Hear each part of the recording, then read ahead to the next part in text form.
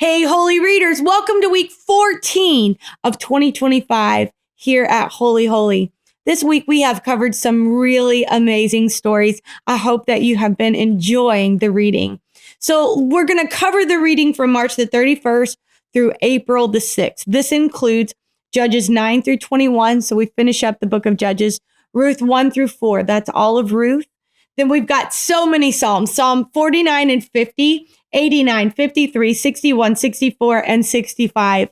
We finish up 1 Corinthians with chapter 16, and then we begin 2 Corinthians with chapters 1 through 6. So let's dive into the book of Judges. The book of Judges spans roughly 300 to 500 years in Israel's history. That's quite a lot of time there. It's from the death of Joshua to the rise of Samuel and his leadership. So that's what we're going to be talking about. And there's a recurring cycle, a recurring pattern in the book of Judges. And once you see it, it makes everything else fall into place. So Israel sins. Most often it says that they forgot about their God. They worshiped other gods. So Israel sins. And because of their sin, they endure oppression by the people groups that they are neighboring. Then there's a cry for help from Israel to God. And then God sends deliverance through one of the judges. And this brings a time of peace.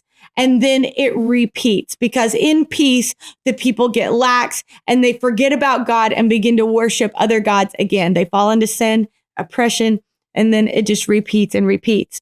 And the key verse in the book of Judges is 21:25. And it says, in those days, there was no king in Israel. Everyone did what was right in his own eyes. And this is really important because as we read through Judges, we will be thinking, my goodness, we need someone. We need a leader. We need someone that is faithful to God and faithful to his covenant that can lead people in righteousness. Who is this going to be? And this is setting the scene for eventually David. And of course, Jesus will come through the Davidic line and ultimately fulfill the messianic promise in his coming in the New Testament. So here's the structure.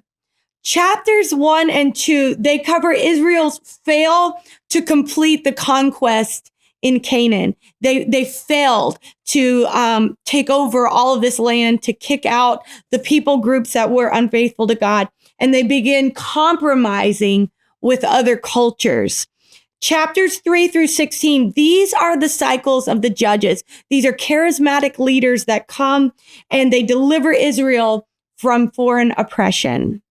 Then we have appendices in 17 through 21. So these are going to be stories of moral chaos that shows how far Israel has fallen without centralized leadership. Without a strong leader, Israel gets further and further away from God and his covenant, and they fall into depravity. My goodness, the end of Judges is so depraved when you read it. I mean, it's literally sickening.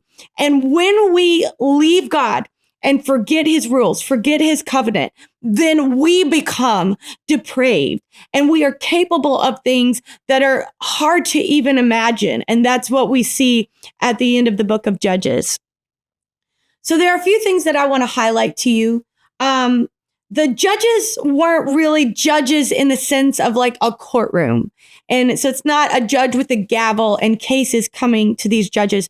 They were more like leaders, deliverers, or military warlords is what they were.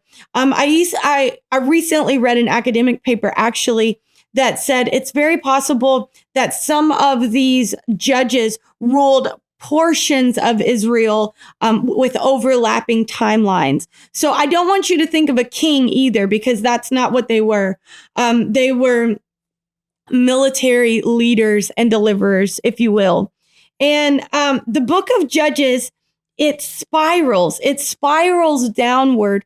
So Othniel, which is a relative of Caleb, right? And it's the very first judge. There's a lot of theologians that believe that he is almost like the model judge, the one that all the other judges should be modeled after. And you can see a gradual decline, especially if you compare Othniel with Samson. So it's not just a cycle of judges where the cycle repeats, but it's a cycle and spiral downward that leads to great depravity and ultimately this hope of a coming savior. Let's move on then to Ruth. I want to talk about Ruth quickly, and then we'll end with Psalms today. But Ruth it's very important that you read the first verse in light of the book of Judges, because Ruth 1:1 says, in the time of the judges. So we don't know which judge was ruling when Ruth was around, but this story is set within the book of Judges. So it is a dark time and it's a chaotic time. I wish we had so many episodes to talk about the book of Ruth. Oh, I feel like I could go on forever. It's beautiful. But Ruth, it's set with this family, Elimelech and Naomi. They have sons, and it's in a famine, and they live in Bethlehem, and then they leave Bethlehem and go to Moab. What's interesting is Bethlehem literally means house of bread. So in a time of famine, the family leaves house of bread. So that should be this moment, this light bulb moment to say, hey, this probably isn't going to work out good for them. And of course it doesn't. They leave, and the father, Elimelech, dies. The two sons die, but not before taking wives. And Ruth is a Moabite.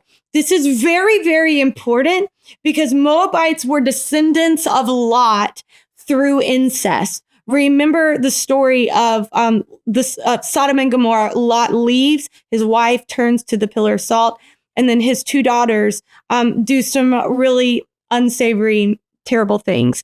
And through that, they bear children, and the Moabites descend from those children. These are enemies of Israel. In fact, Deuteronomy 23:3 says that no Moabite should enter the assembly of the Lord up to the 10th generation. But yet, Ruth is welcomed and she's blessed, and she ultimately becomes the great ancestor, the great grandmother of King David. Let's talk about the structure or the plot summary at least a little bit. Chapter 1 is the famine where Elimelech and Naomi leave. Chapter 2, Ruth gleans in Boaz's field, and he takes great notice of her.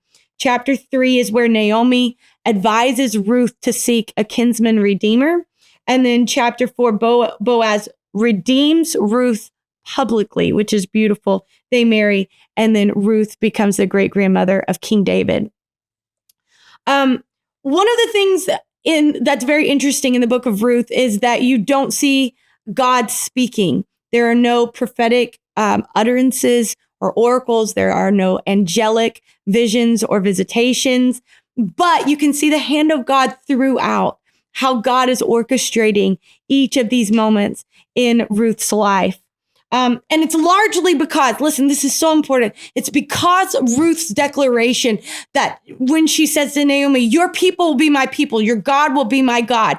Ruth joins herself to the family of God through a declaration of faith, which brings about this beautiful reversal from tragedy and lack to blessing and abundance. And I want to tell you, friend, that it doesn't matter what your family situation is. If you'll join yourself to God and to his people, then there will be blessing and great reversal for success and abundance. That's God's promise to us, that Ruth is a Moabite and she's welcomed in. And I want to tell you, you are welcome into the family of God. When you accept Jesus, you become part of the promise to Abraham and part of the blessing of Abraham that is upon you and upon God's people. One thing that's really cool too is that Boaz means in him is strength. And in Solomon's temple, there were two pillars, and one of them was named Boaz. And Boaz is seen as a type of Christ because he's righteous and strong and redeeming. Quickly, Psalm 50. Psalm 50 is great because most of it is divine utterance. It is God speaking in a courtroom like setting, and he is urging people to a covenant relationship. The phrase God owns a cattle on 1,000 hills, that comes directly from this one. And so God is bringing charges against his people because they're not keeping the covenant. So the covenant to God, it's not just important for the people to keep the covenant, but God cares about the covenant. And what we're talking about really is the keeping of his law, the 10 commandments, and then the blessing that that brings with it. So I hope that you've enjoyed the reading this week, and I will see you next week. Don't forget to email me, Jasmine at regenerationnashville.org. Find us on YouTube, Apple, Spotify, Facebook. I love you so much. See you next Monday.